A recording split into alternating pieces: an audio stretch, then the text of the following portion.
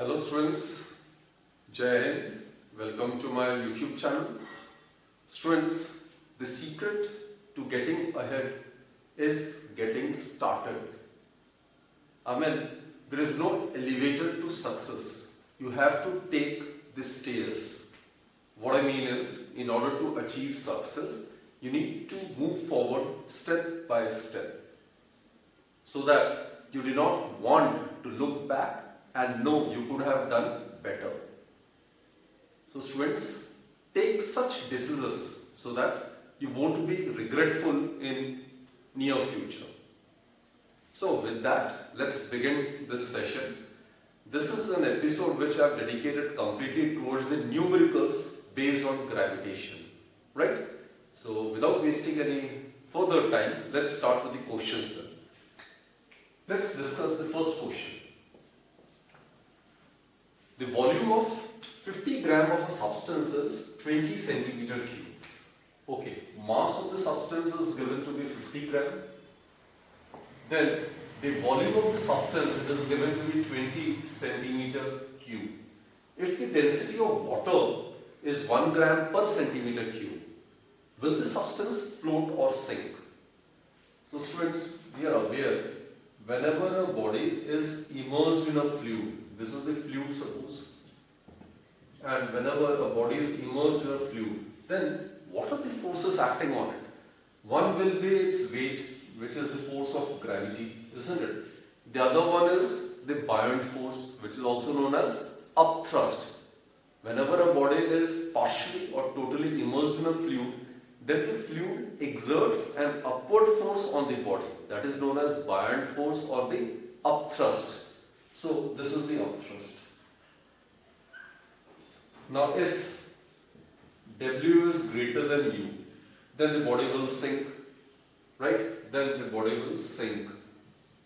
And if I'm talking about solid bodies, and if W is less than U, then the body will rise and it will float on the surface of the fluid. So it will float.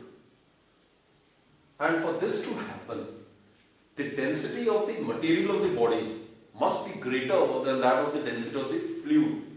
So a body will sink if W is greater than U, or the density of the substance or the body is greater than density of the liquid, fluid. And students, if weight of the body under consideration is less than the upthrust, then the body will float. And this is possible only when, in the case of a solid body, only when the density of the substance is less than the density of the fluid. So in the present question, we need to check that which condition is satisfied. Accordingly, we can conclude whether the body under consideration will float in water or it will sink in water. So density of water is known to us. So we need to find out the density of the substance and compare its density with that of the density of water. Right? So mass of the substance is given, volume of the substance is given. So the density of the substance is mass divided by volume, m divided by v. So let's solve it. Mass is 50 and it is 20. It is in gram, it is in centimeter cube. So it will be equal to 2.5 gram per centimeter cube. So this is the density of the substance under consideration, right? And density of the water is 1 gram per centimeter cube. So from this we conclude that density of the substance is greater than the density of water. So therefore, it is satisfying this condition. So in this case, the body will definitely sink, isn't it? So therefore, the substance or the body will sink. The substance will sink. So this is the answer, students. So again I repeat, this is basically the law of flotation of bodies. If the body under consideration is solid one, then it will float only when the weight of the body is less than that of the upthrust, and this will be possible only when the density of the body under consideration is less than the density of the fluid in which it is immersed. So in that case the body will float, and in case the weight of the body is greater than that of the upthrust, or the density of the substance is greater than that of the density of the liquid or the fluid, then the body will sink. So here in this question, the volume and the mass of the substance was given. So from that information we have calculated the density of the substance, and after comparing we found that the density of the substance is greater than the density of water. Therefore this substance, when it is immersed in water, it will definitely sink, right? So it will sink. Okay, let's proceed to the next question then. Next question is the volume of 500 grams sealed packet. It's a sealed packet and its mass is given to be 500 gram and its volume is given to be 350 centimeter cube. Now again, in this question we are supposed to tell whether the packet will float or sink, and density of water is in CGS is given to be 1 gram per centimeter cube. So here again, in order to find the first part, we need to find out the density of this packet, and if the density of the packet is greater than the density of water, then it will sink, and in case the density of packet is less than that of the density of water, then it will float. And in the second part, we are supposed to find out the mass of the water displaced by this packet, right? So let's discuss the first part. So in that case, the density of the substance or density of the packet. Obviously, the formula for density is mass divided by volume. So what you do is, density of the packet is mass of the packet divided by volume of the packet, right? Mass of the packet is given to be 500 gram. Volume of the packet is given to be 350 centimeter cube. So it will be 50 divided by 35 gram per centimeter cube. So that in turn will give us 10 divided by 7 gram per centimeter cube. Right? So it will be equal to 1.43 gram per centimeter cube. It will be 1.43 gram per centimeter cube. That's the density of this packet, having mass of 500 gram and volume of 350 centimeter cube. Clear, students? So now, it's very clear the density of water is 1 gram per centimeter cube. Therefore, density of packet is greater than the density of water. So what will happen? The packet will sink. Therefore, the packet will definitely sink. Clear, students? So here again we have found the density of the substance, and it is found to be greater than the density of water. So according to the law of flotation of water, whenever the density of body is greater than that of the density of the fluid in which it is immersed, then the body tends to sink. Right? So this is the answer of the first part. Now let's find out the answer of the second part. What will be the mass of the water displaced by this packet? Right? So we are supposed to find out mass of water displaced. Mass of water displaced would be equal to volume of water displaced multiplied by density of the water displaced multiplied by density of the water. Mass is equal to volume multiplied by density. And students, we are aware what volume of water will get displaced? It will be exactly equal to the volume of the packet, which is totally immersed in water, right? So volume of the water displaced would be equal to the volume of the packet. Because whatever is the volume of the packet, the same volume of water will get displaced if it is totally immersed. And in the previous case we have discussed it will totally sink. So multiplied by density of water. So let's substitute the value and get us the result. So volume of the packet. Volume of the packet is, here it is already given, it is 350 centimeter cube. It is 350 centimeter cube. Density of water, it is 1 gram per centimeter cube. So per centimeter cube get cancelled. So we get 350 gram.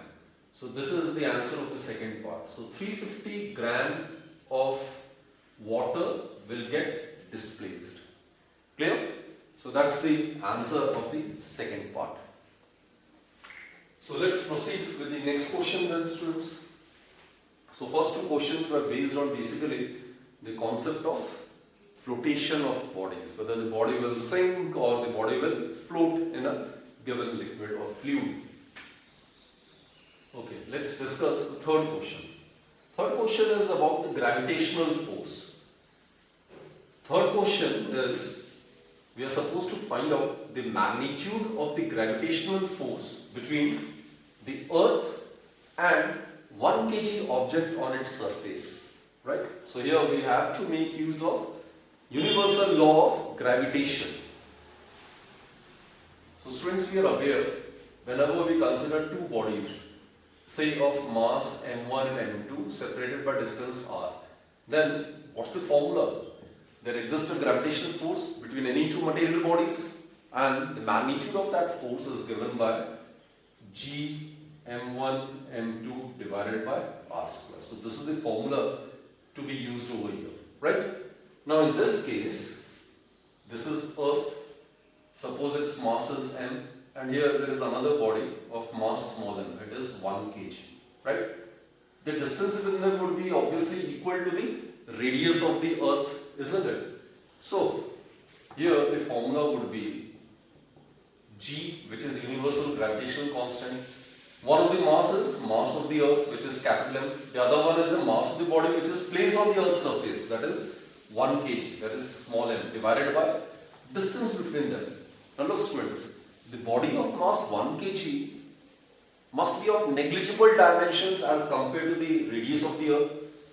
So the distance between the Earth's center and the center of the body which is placed on the Earth's surface can be considered to be equal to the radius of the Earth, right? So it will be r square. Capital R will be the radius of the Earth. Clear? So it must be given in the question, the mass of the Earth. You should actually know it, right? Anyway, it will be given in the question. Mass of the Earth is 6 into 10 raised to power 24 kg. Do remember it. Mass of the moon is about 10 raised to power 22 kg. Mass of the sun is 10 raised to power 30 kg, right? Do remember it, try to remember it. And radius of the Earth, it is 6.4 into 10 raised to power 6 meters. 6400 kilometers. If you convert it in meters, it will be 6.4 into 10 raised to power 6 meters, right? So, do remember these values. So let's substitute the value. G, we are aware of it. It is 6.67 into 10 raised to power minus 11. That's the value of universal gravitational constant, right? Capital M, it's the mass of the Earth, which is 6 into 10 raised to power 24 kg. M is the mass of the object which is placed on the Earth's surface. That is given to be 1 kg. Divided by r square. R is the distance between the center of these two bodies, which in this case would be equal to the radius of the Earth, which is 6400 kilometer, or in meters it will be 6.4 into 10 raised to power 6 to the power square. So what we get is 6.67 into 6 divided by 6.4 into 6.4, right? Multiplied by, now over here, look, 10 raised to minus 11 into 10 raised to 24 divided by 10 raised to power 12. Clear? So it can be easily solved. So what we get is 6.67 multiplied by 6 divided by 6.4 into 6.4 multiplied by 10 raised to power. So it will become 10 raised to power minus 23 into 10 raised to power 24. So only 10 raised to power 1 will be left. So this is to be solved.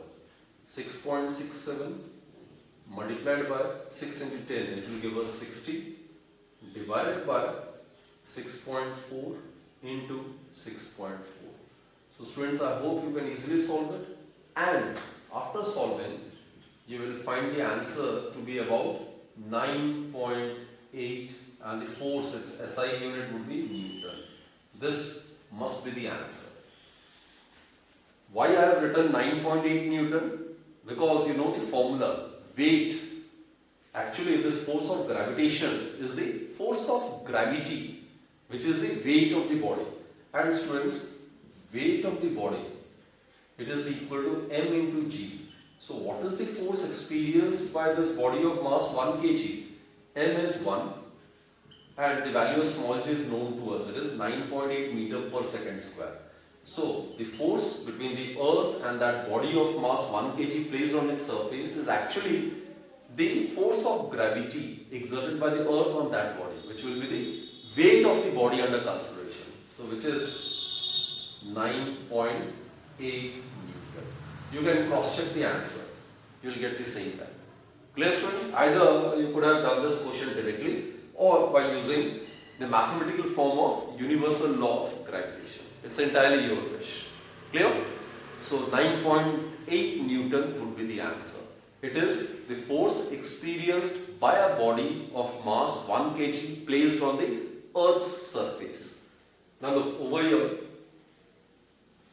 G m by r square. G is universal gravitational constant, m is the mass of the earth, r is the radius of the earth. So G m by r square is the acceleration due to gravity. That is what I have written. M is equal to W is equal to mg. So directly you could have obtained the answer by substituting the value of G m by r square as 9.8. Right? So it's your wish to follow either of these two methods.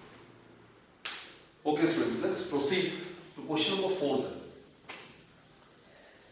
The density of turpentine oil. This is a type of oil. Its density is given to be 840 kg per meter cube. Kg per meter cube. So that's the SI unit of density of the turpentine oil is given. Right? What will be its relative density? 4th. Now I must state that relative density, as you are aware, it is also known as specific gravity. It is also known as specific gravity, right? And it is defined as the ratio of the density of the substance to the density of the water at 4 degrees Celsius, right? So it is actually density of the oil or substance. Oil is given to be that of turpentine divided by density of water at 4 degrees Celsius. This is known to us. The density of water at 4 degrees Celsius is maximum, and that is 1000 kg per meter cube. So let's find out the value. RD stands for relative density, or it is also known as specific gravity, SG.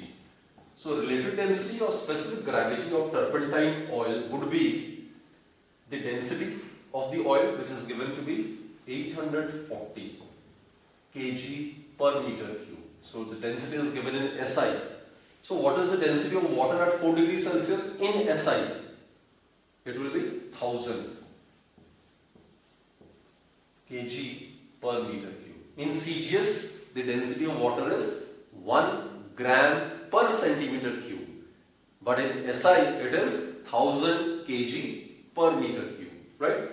So kg per meter cube will get cancelled.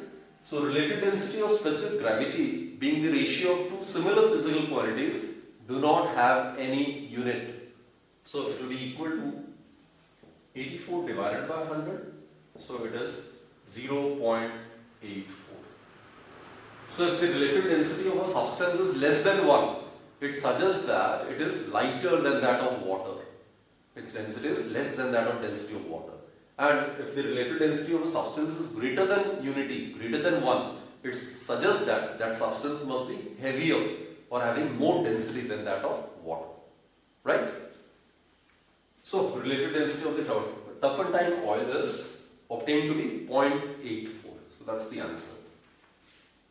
Okay, let's proceed to question number 5. Question number 5, it's a very, very basic question. We are supposed to find out the force acting on an area of 0.5 meters square and it exerts a pressure of 500 Pascal. PA, it stands for the Pascal. So, area A, it's given to be 0.5 meters square and the pressure which this force produces on that area is 500 Pascal. Pascal is also Newton per meter square. So F is to be found. So students, try to remember the relationship between area, pressure and force.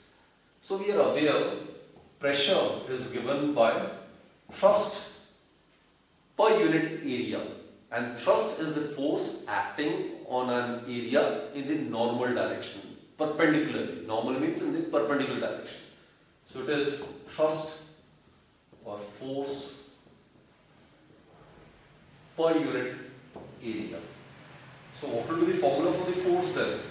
Cross multiplying, we will get force is equal to pressure multiplied by area, right? So what is the pressure? It is 500 Pascal or 500 Newton per meter square. What is area? It is given to be 0.5 meters square. Look, meter square per meter square get cancelled, so we will be obtaining force in Newton, right? So it is 500 multiplied by 0.5 Newton. So that will give us 500 multiplied by 5 by 10. So it will be 250 Newton. So this force, when acts perpendicular on an area of 0.5 meters square, then it will produce a pressure of 500 Pascal. So that's the answer, students. Force will be 250 Newton. So we are over with question number 5 as well, right? Let's proceed to the last question then. Last question is a pretty important one. A body weighs 90 Newton on the surface of Earth. How much would it weigh? How much would it weigh on the surface of a planet whose mass is 1 by 9 that of the Earth and radius half that of the Earth? Now here I would like to mention the mass of a body, which is the total amount of matter contained in the body, that remains constant. So mass of the body, whether it's on the Earth or on some other planet or at any place in this universe, will remain constant. Weight will vary from place to place because weight of a body depends upon small g, which is acceleration due to gravity. And we are aware acceleration due to gravity at different planets is different, right? So, on Earth, the weight is given by m into g, isn't it? G is the value of acceleration due to gravity on the Earth's surface. So it is given to be 90 Newton. mg is equal to 90, right? Put this as equation 1. And g, which is the value of acceleration due to gravity on the Earth's surface, it is gm divided by r square. This we are aware of. This is 9.8 meter per second square. Clear, students? I am talking about the value of acceleration due to gravity on the Earth's surface. It is gm by r square. M is the mass of the Earth, r is the radius of the Earth, right? Now, on a new planet, on another planet,